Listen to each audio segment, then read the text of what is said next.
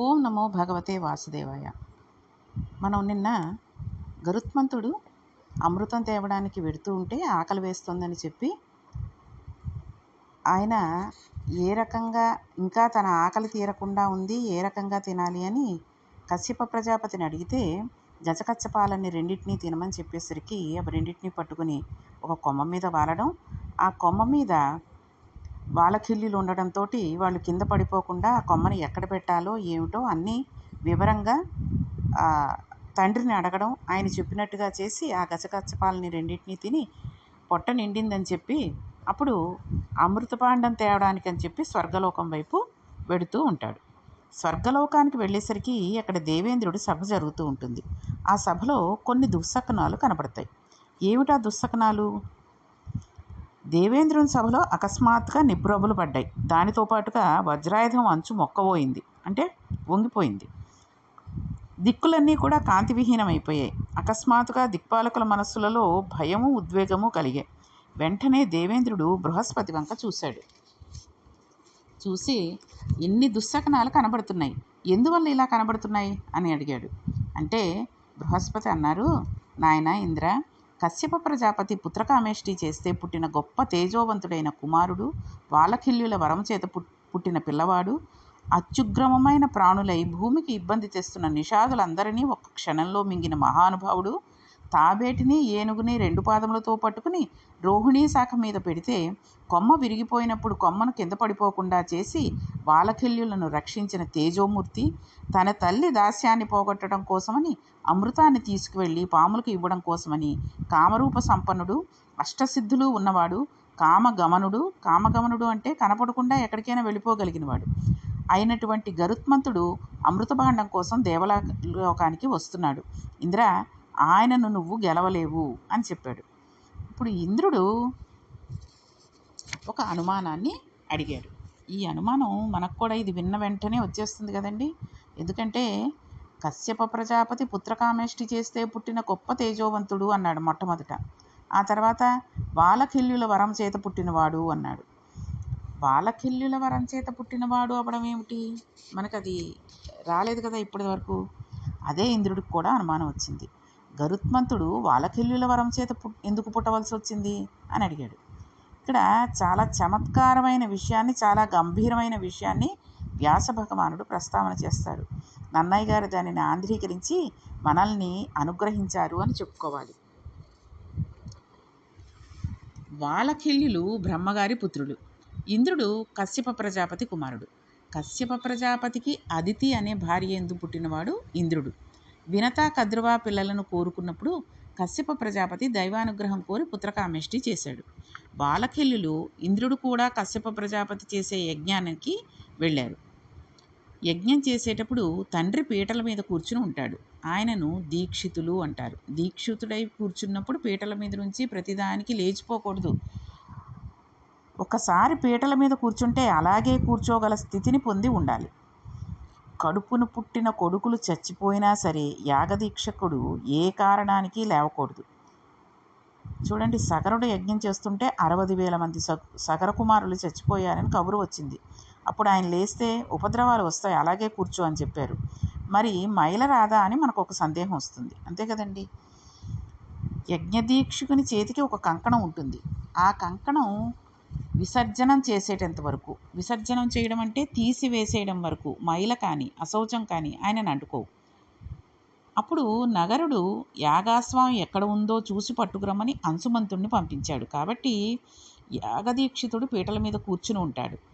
ఆయన ఎందు ప్రేమ ఉన్నవారు ఆయనకి ఆ కార్యం నందు సహకరించాలి, అంతే తప్పితే అప్పుడు ఏ విధమైన అభిజాత్యాలకి పోకూడదు. ఇది శాస్త్రం చెబుతుంది. అందుకే ఒక వ్రతం చేసుకుంటున్నా చూడండి, పెళ్ళిలో అంకురార్పణం దగ్గర కూర్చోబెడతారు పెళ్లి కూతురు తల్లిని తండ్రిని. తర్వాత కన్యాదానం చేసేటప్పుడు పీటల దగ్గర కూర్చోబెడతారు. ఆ తర్వాత పెళ్లి కొడుకుని స్నాతకం దగ్గర, పెళ్ళి అవకముందు ఒడుగు పీటల మీద, లేదా ఒక శుభకార్యం చేస్తున్నారు, గృహప్రవేశం చేసుకుంటున్నారు, గణపతి హోమం, సత్యనారాయణ వ్రతం, ఇలాంటివన్నీ చేసుకుంటూ ఉంటారు. అప్పుడు భార్య భర్త ఇద్దరూ కూడా పీటల మీద కూర్చుంటారు. కూర్చున్న వాళ్ళు అసలు నోట మాట ఏదీ మాట్లాడకూడదు. అత్యవసరం అయితేనే తప్పితే. ఆ బ్రహ్మగారు ఏదైనా మీరు కూడా చెప్పండి, నేను చెప్పింది వెంటనే మీరు కూడా పలకండి అన్నప్పుడు అది పలకాలి తప్పితే ఇంకొకటి ఏదీ కూడా మాట్లాడకూడదు. కానీ ఈ రోజుల్లో ఏమవుతోందంటే సెల్ ఫోన్ పక్కన పెట్టుకుంటున్నారు. భార్య సెల్ ఫోన్ భార్య దగ్గర, భర్త సెల్ ఫోన్ భర్త దగ్గర. కొంత వయసొచ్చిన తర్వాత ఏదో వచ్చిన వాళ్ళకి అడ్రస్ చెప్పడానికి ఇంకెవరు దగ్గరగా లేరు, చెప్పడానికి కుదరదేమో, ఈ ఏరియా ఎక్కడో తెలీదు, నాకే తెలుసు కాబట్టి చెబుతున్నాను అన్నప్పుడు పెట్టుకున్నారంటే అదో రకమైన విషయం. అసలు దానికి కూడా పనికిరాదు. ఇప్పుడు ఏంటంటే పిలిచిన వాళ్ళకి లొకేషన్లు పంపించేయడమే. వాళ్ళే వెతుక్కొని వచ్చేస్తారు. ఆ క్యాబ్ వాళ్ళు తీసుకొచ్చి ఇంటి ముందు పెడుతున్నారు కదండీ! కానీ ఎవరి ఫోన్లు వాళ్ళు పెట్టుకుని, ఆ ఫోన్లు రాగానే తీసేసి, బ్రహ్మగారు పాపం ఆయన పూజ చేసేదేదో చేయించేస్తూ ఉంటాడు. నోటితో పలికేస్తూ ఉంటాడు. వీళ్ళకి పువ్వులు ఇస్తూ ఉంటాడు. జల్లమంటారు, జల్లేస్తూ ఉంటారు. ఒక ఆకు ఇస్తూ ఉంటారు. అదంతా ఓ తతంగం కింద చేసేస్తున్నారు తప్పితే, శ్రద్ధగా అది ఒక భక్తిగా, పూజగా చేయడం మాత్రం ఎవ్వరూ చెయ్యట్లేదు. 100కి 90% మంది అలా చేస్తున్నారనే చెప్పొచ్చు. ఏవండీ అంతమందిని అలా అనేస్తున్నారు, మీరు చూసారా అంటున్నారేమో. ఎక్కడికి వెళ్ళి చూసినా ఇదే జరుగుతోంది. కొత్తగా పెళ్ళైన దంపతులు కూడా భయపడట్లేదు. వాళ్ళ ఫోన్లు పక్కన పెట్టేసుకుని గబగబా చూసేసుకోవడం, వాట్సాపుల్లో మెసేజ్‌లకి రిప్లై ఇచ్చేయడం, స్టేటస్‌లో ఆ ఫోటోలు తీసేసి పెట్టుకోవడం, సెల్ఫీలు తీసుకోవడాలు, ఇవన్నీ కూడా చేస్తున్నారు. కాబట్టి ఈ శ్రద్ధ అంతా కూడా పూజ మీద పెడితే ఎంతో పుణ్యాన్ని సంపాదించుకుంటారు. వాళ్ళు ఎందుకు ఆ పూజను చేస్తున్నారో దానికి ఫలితాన్ని అనుభవిస్తారు. కాబట్టి ఫలితాన్ని పొందగలుగుతారు. కాబట్టి చాలామంది చేస్తున్న ఈ తప్పుని మాత్రం ఇక ముందు చేయకుండా ఉండాలి. ఎందుకంటే ఫోన్ పట్టుకుంటారు. ఆఫీస్ నుంచి ఏదో ఫోన్ వచ్చిందనుకోండి, "ఇవాళ మా ఇంట్లో వ్రతం చేసుకుంటున్నాం కదండీ! అందుకని నేను ఇప్పుడు రాలేను. ఈ టైంలో నేను చెప్పలేను. కాకపోతే ఫలానా వాడిని అడగండి, ఆ అప్పారావుని అడగండి. అప్పారావు దగ్గర చెప్పాను. నిన్ననే వచ్చేసిందిటండి అది. ఆ స్టేట్మెంటు ఎక్కడుందంటే బీరువాలో లెఫ్ట్ సైడు పెద్ద పుస్తకం చూసారా? దాంట్లో ఉంటుంది" అని చెప్తూ ఉంటాడు. ఇక్కడ సత్యనారాయణ వ్రత కథ కంటే వీడి కథ ఎక్కువైపోతూ ఉంటుంది. ఈ రకంగా చెబుతూ ఉంటే నిజంగా భక్తిగా ఒక వ్రతాన్ని చూద్దాము, విందాము, ఆ కథ విందాము అనుకుని వచ్చి కూర్చున్న వాళ్ళ మతి కూడా పోతూ ఉంటుంది. అంతలాగా చేసేస్తూ ఉంటారు. ఒకవేళ ఇంకా చాలామంది చేసే పొరపాటేంటో చూసారా? పీటల మించి లేవకూడదన్నప్పుడు ఒక వియ్యాల వారు కానివ్వండి, ఆఫీస్ వాళ్ళు కానివ్వండి, అల్లుడు కానివ్వండి, ఎవరైనా వచ్చారని తెలిసిందే అనుకోండి. వస్తే వాళ్ళ తరఫున వాళ్ళ పిల్లాడినో, లేకపోతే వాళ్ళ అన్నదమ్ముల్లో ఎవరినో ఒకళ్ళని చెప్పి వాళ్ళొస్తే కొంచెం రిసీవ్ చేసుకొని లోపల కూర్చోబెట్టు. నేను పీటల మీంతి నుంచి లేవకూడదు. అదీ కాక నేను మాట్లాడితే ఇక్కడ అందరికీ కూడా డిస్టర్బెన్స్ అవుతుంది. పూజంతా అయిన తర్వాత మాట్లాడిస్తాను అని చెప్పి ముందే చెప్పేసి కూర్చోవాలి. పెళ్ళిళ్ళలో అవనియండి, స్నాతకాలలో అవనియండి, ఒడుగులో అవనియండి, వ్రతంలో అవనియండి, ఇదే విషయంలోనే గృహప్రవేశానికి అవనియండి, ఆ విషయాన్ని మాత్రం జాగ్రత్తగా అందరూ చెప్పుకోవాలి. అలా చేసేవాళ్ళు ఎవరూ లేకపోతే ఒక కనీసం ఒక పనివాడినైనా చెప్పి వచ్చిన వాళ్ళని చూసుకోమని, కూర్చోమని, వాళ్ళకి ఏం కావాలో ఆ క్యాటరింగ్‌లే కదండీ ఇస్తున్నారు. కాస్త కూల్ డ్రింకో లేకపోతే వెల్కమ్ డ్రింక్స్ అని ఇచ్చేస్తున్నారు. ఏవో ఇచ్చి టిఫిన్‌లు తిన్నారో లేదో కనుక్కొని చూడు నాయనా తర్వాత లేతే ఆఫీస్‌లో ఉండే క్లోజ్ ఫ్రెండ్స్ ఉంటారు. వాళ్ళనైనా సరే మా తరఫున నువ్వు అడుగు. నువ్వు ఏమేం కావాలో చూసి అన్నీ పెట్టు. పూజ అయిన తర్వాత నేనొచ్చి పలకరిస్తాను అని చెప్పి పూజ అంతా అయిన తర్వాత వాళ్ళు ఆశీర్వచనం చేసేసిన తర్వాత లేచి, బాబు ఇలా పూజలోంచి లేవకూడదు కాబట్టి రావడానికి అవ్వలేదు, మిమ్మల్ని రిసీవ్ చేసుకోకూడదు కాబట్టి అన్నీ అందాయా? అన్నీ తీసుకున్నారా? కాఫీ, టిఫిన్‌లు తాగారా? అని చెప్పి అడిగితే దానికి వచ్చిన వాళ్ళు సంతోషిస్తారు. భగవంతుడు సంతోషిస్తారు. అలా కాకుండా మాకు మర్యాద చేయలేదు, వచ్చి పీటల మీద కూర్చున్నాడు, మమ్మల్ని పిలవడం ఎందుకు అనుకుని వెళ్ళిపోయేవాళ్ళు ఉన్నారనుకోండి, వాళ్ళ కర్మ. వెళ్ళిపోతే వెళ్ళిపోనీయండి. తప్పేమీ లేదు. మనకి చేసుకునే పూజ ముఖ్యం గానీ, వచ్చిన వాళ్ళు మనల్ని ఆదరించామా లేదా అని చూసుకునేవాళ్ళు, అంతలా లెక్కలు కట్టేవాళ్ళు ముఖ్యం కాదు. కాబట్టి ఎప్పుడూ కూడా మనకి భారతం ఎన్ని రకాలుగా చెప్తుందో చూడండి.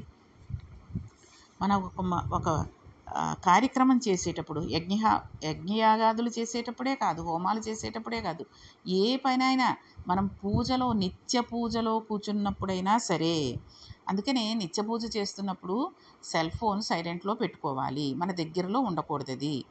అలాగే ఆ పూజ చేస్తున్నంత సేపు కుదిరితే పూజ గది విడిగా ఉంటే ఆ గది తలుపులు వేసుకుని చక్కగా భగవంతుడి మూర్తిని చూసుకుంటూ చేస్తున్న అష్టోత్తరం, ఆ చేతిలోంచి పడుతున్న పువ్వులు అవే చూసుకుని, లేదు పువ్వులు అవి ఏం పెట్టమండి, నాకు పువ్వులు పెడితే నేను నిజంగానండి నేను చిన్న చిన్న పువ్వులు అవి తొందరగా దేవుడి గదిలో మూర్తుల దగ్గర పెట్టేయను.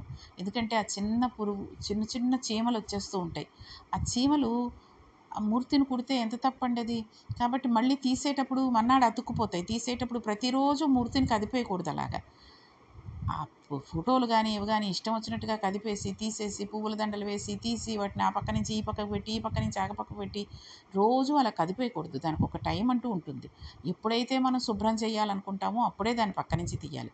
కాబట్టి ఈ లోపల మనం పురుగులు పట్టే అంటే పురుగులంటే చీమలు అవి పట్టేటటువంటి, ఈగలు వాలేటటువంటి పువ్వుల్లాంటివి అవి పెట్టేసి, ఆ మూర్తుల్ని కొరికేసేటట్టుగా చేసి, ఆ బాధ భగవంతుడు అని నమ్ముతున్నాం కదండీ! ఆయనకి పూజ చేస్తే మనకేదో ఒకటి ఇస్తాడు అని నమ్ముతున్నప్పుడు, అక్కడ మూర్తి నిజంగా భగవంతుడు నిజంగా ఉన్నాడనే మనం నమ్మాలి. కాబట్టి ఏవైనా పెద్ద పండగలొచ్చినప్పుడు 4 చామంతి పూలో, 4 మందార పూలు కూడానండి అవి ఎంతో అదృష్టం చేసుకుంటాయి. మన మూర్తి దగ్గర పెట్టండి, ఫోటోకి పెట్టండి దగ్గరగాను. తెల్లారేసరికి ఆయన కాళ్ళను పట్టేసుకున్నట్టుగా అతుక్కుపోయి ఉంటాయి. తీయడానికి తొందరగా రావు వెంటనే. మూర్తి కూడా కదిలిపోతుంది. ఎంతటి అదృష్టమో చూడండి వాటివి. అందుకని ఇలాంటివన్నీ చేసి అంటే ఆ పువ్వుల్లో ఉండే తేనె కోసం ఈ చీమలు అవి వచ్చేస్తూ ఉంటాయి. కాబట్టి ఏది చేసినా భక్తిగా మన మనస్సు అనే పువ్వుని అక్కడ పెట్టి, మనస్సునంతటినీ భగవంతుడి దగ్గర పెట్టి పూజ చేస్తే చాలు, భగవంతుడు ఎంతో సంతోషిస్తాడు. ఆ సమయంలో కూడా మామూలు పూజ చేసుకునేటప్పుడు కూడా అస్తమాటు లేచి స్టవ్ మీద ఏదో పెట్టేసుకోవడం, కుక్కరో లేకపోతే కూరో పెట్టేయడం, ఆవాహనమో ధ్యానమో ఏదో చెప్పేయడం, ధ్యాయామి అనడం, వెళ్ళి కూర ఒకసారి కదుపుకోవడం, కుక్కర్ ఒకసారి కట్టేయడం, ఎన్ని విజిల్స్ వచ్చిందో ఈ సౌండ్ ఇటు చేసుకుంటూ నోటితో అష్టోత్తరం చదివేయడం, ఇలాంటివి ఎప్పుడూ చేయకూడదు.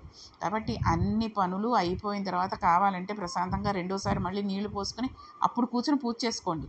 లేదా పొద్దున్నే తెల్లారగట్టే లేవగానే 2 చెంబులు నీళ్లు పోసుకోగానే ముందు పూజ చేసేసుకుని అప్పుడు వంట పని మొదలెట్టండి. అంతేగాని ఇష్టం వచ్చినట్టుగా చేసి పూజ చేసేసామని చెప్పి భగవంతుడు మాకేమీ చేయలేదు అనేటటువంటి విషయాలు మాత్రం చేయకూడదు. కాబట్టి ఏదైనా ఒక కార్యం చేస్తున్నప్పుడు ఇలాంటివంటి ఆభిజత్యాలకి పోకూడదు. ఈ ధర్మ సూక్ష్మం చూడండి.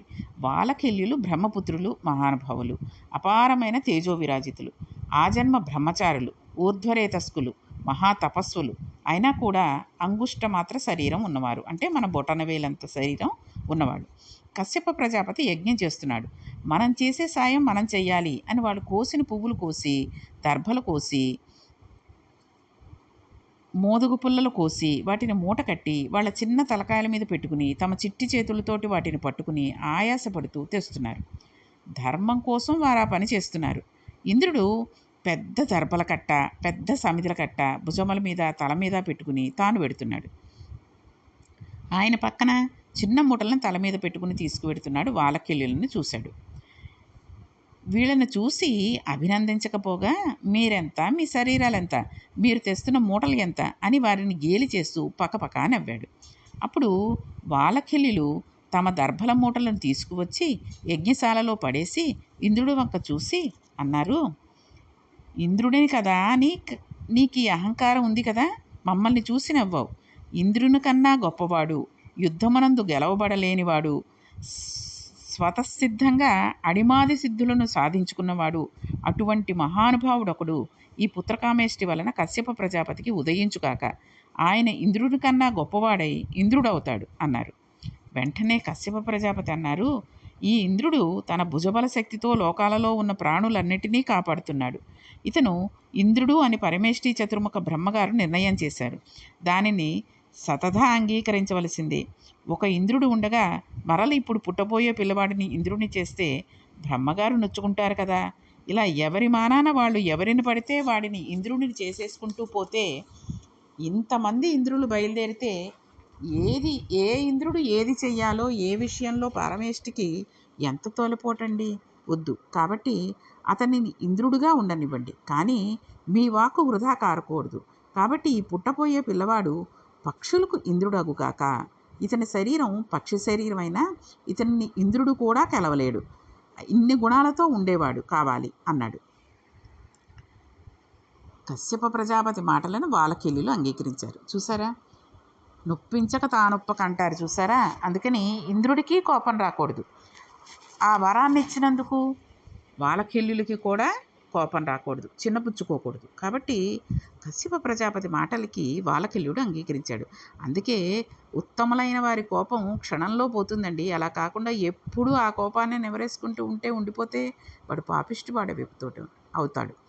కోపం అన్నది అలా ఉండకూడదు. కాబట్టి మహానుభావులు వాలకెల్లులు కూడా కశ్యప ప్రజాపతికి చెప్పిన మాటను పరమ సంతోషంగా అంగీకరించారు.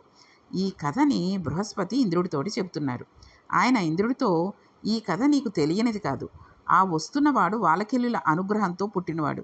అంతటి ప్రతాపవంతుడై, అంతటి గమన వేగాన్ని కలిగినవాడై, కామరూపుడై అమృతాపహరణానికి బయలుదేరి వస్తున్నాడు. ఆయనని నీవు ఆపలేవు అని బృహస్పతి చెప్పవలసిన మాటలు చెప్పేశాడు.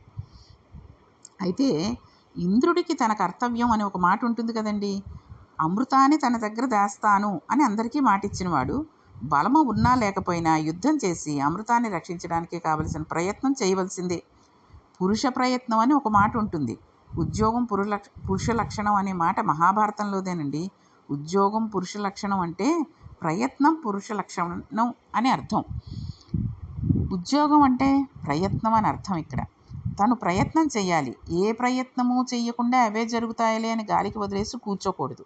ప్రయత్నం చేస్తూ ఉండడం పురుషుని లక్షణం. కాబట్టి ఇప్పుడు ఇంద్రుడు తన వంతు కర్తవ్యం తాను నిర్వహణ చేయాలి. అంతేగాని బృహస్పతి గారు గరుత్మంతుడు వాలకెల్లుల వరం ఇచ్చారని చెప్పారు, ఇంకా అనవసరంగా యుద్ధానికి ఎందుకు వెళ్ళడం, ఆయనకు ఒక దండ వేసి స్వాగతం చెప్పి పట్టుకుపోమ్మని అమృతం ఇచ్చేస్తాను అని అనకూడదు. అలా అనుంటే కథ ఇంకోలా ఉండేది. కాబట్టి తన కర్తవ్యం తాను నిర్వహిస్తే అమృతాన్నే పండిస్తుంది. అలా పండించింది మహాభారతంలోనే. కాబట్టి ఇప్పుడు ఇంద్రుడు అమృత రక్షకులను పిలిచి, మీరందరూ అమృత భాండానికి రక్షకులుగా ఉండి గరుత్మంతునితో యుద్ధం చేయండి అని చెప్పి తాను కూడా, మరి ఇంద్రుడే ఆ సైనికులందరికీ పెద్ద కదండి. కాబట్టి తాను కూడా యుద్ధానికి బయలుదేరాడు. ఆ యుద్ధానికి బయలుదేరాడు అన్నప్పుడు అక్కడ యుద్ధానికి సిద్ధమైన వాళ్ళందరూ, గరుత్మంతుడితో యుద్ధానికి సిద్ధమైన వాళ్ళందరూ ఎలా ఉన్నారో తెలుసా అండి. వారలు, బహుప్రకారాకారులు, వీరులు, నిశాత ఖడ్గాది మహాదారుణ శస్త్రధరులు, కృష్ణారుణ సితపీత ఘనతరాంగత్రాణుల్ అన్నారు నన్నయ్య గారు. అక్కడ అమృత భాండమును రక్షణ చేసేవాళ్ళు సామాన్యమైన వాళ్ళు కారు. గొప్ప బాహుపరాక్రమం కలిగిన వారు. చాలా వాడి అయిన ఖడ్గములను ఆయుధాలుగా పట్టుకుని ఉన్నారు. వాళ్ళు తెల్లని, నల్లని, పచ్చని, ఎర్రని మెరిసిపోతున్న కవచాలను కట్టుకుని ఉన్నారు. వాళ్ళందరూ కూడా గరుత్మంతునితో యుద్ధాన్ని ప్రారంభం చేశారు. గరుత్మంతునికి వేరే అస్త్రాలు శస్త్రాలు అక్కర్లేదు కదండి. ఆయన రెక్కలు, ఆయన ముక్కు చాలు. హనుమ, గరుత్మంతుడు వీరిద్దరికీ వేరే ఆయుధాలు అక్కర్లేదు. వాళ్ళలోని శక్తియే వాళ్ళకి రక్ష. వాళ్ళు ఎంత పెద్ద వినాశనైనా చేయగలరు, ఎంత గొప్ప రక్షణ అయినా చేయగలరు. ఇద్దరూ మహానుభావులే, ఇద్దరూ గమనశక్తి కలిగిన వారే, అటువంటి స్థితి ఉన్నవారే. కాబట్టి ఇప్పుడు ఆ అమృతాన్ని రక్షించే వారితో యుద్ధం ప్రారంభమైంది. ఈ యుద్ధం ఏ రకంగా జరిగింది, యుద్ధంలో ఎవరు నెగ్గారు, గరుత్మంతుడు వాళ్ళందరినీ ఓడించి అమృతాన్ని తీసుకెళ్ళాడా, ఇంద్రుడు ఆ అమృతాన్ని ఇచ్చాడా లేదా అనేటటువంటి విషయాలన్నింటినీ కూడా మనం రేపటి పారాయణంలో తెలుసుకుందాం. ఓం నమో భగవతే వాసుదేవాయ.